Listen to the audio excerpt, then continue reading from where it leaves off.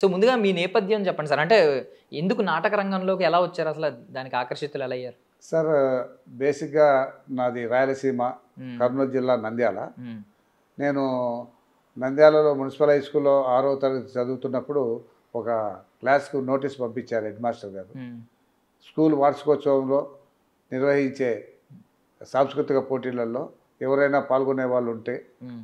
పలానా నాగసుబ్బారెడ్డి గారు, ఆ నాగసుబ్బారెడ్డి గారు, ఆదివేని ఈశ్వరయ్య గారు వాళ్ళిద్దరికీ మీ పేర్లను ఇవ్వాల్సిందిగా అడిగారు సార్. హ్మ్.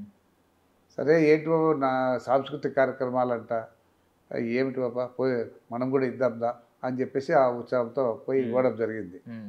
ఆదవేని ఈశ్వరయ్య గారికి, హ్మ్. నాగసుబ్బారెడ్డి ఎవరు సార్ గారికి. వాళ్ళు?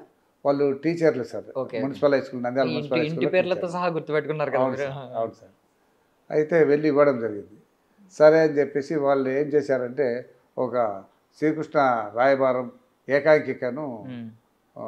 ప్లాన్ చేసి హ్మ్. అందులో నాకు దుర్యోధనుడి క్యారెక్టర్ ఇచ్చారు. హ్మ్. నటన అంటే ఏమిటో తెలియదు. ఏమి కూడా తెలియని సందర్భంగా వాళ్ళు ఆ క్యారెక్టర్ ఇచ్చినప్పుడు నేను ఓన్‌గా హ్మ్. అప్పుడు ఇంట్లో పీటల మీద కూర్చునేవాళ్ళు సార్. హ్మ్. ఒక పీట తీసుకొని ఇంట్లో వాళ్ళని సతాయించి డబ్బులు ఇప్పించుకొని ఒక కలర్ క్లాత్ తీసుకొని ఆ హ్మ్. పీట మీద వేసి ఇట్లా కూర్చొని పోజు ఇచ్చి మంచిగా చెప్పాను సార్ నేను. హ్మ్. చెప్తే నాగరత్నం మా టీచర్ అని సైన్స్ టీచర్ ఉండేది. హ్మ్. అరే వీడు బాగా చేశాడు అని చెప్పేసి ఇంత మందం వెండి మెడల్ ఇచ్చింది తెచ్చి. ఓహ్! సూపర్. ఆ! అబ్బా! నాకు మెడల్ వచ్చింది. నాకు అసలు ఎక్కడో ఆకాశంలో ఎగిరి గంతేసినంత ఆనందం కలిగింది అది హ్మ్. చూసి. హ్మ్. అప్పుడు పడిన బీజము ఈ రోజు వరకు కూడా కంటిన్యూ అయితా వస్తుంది.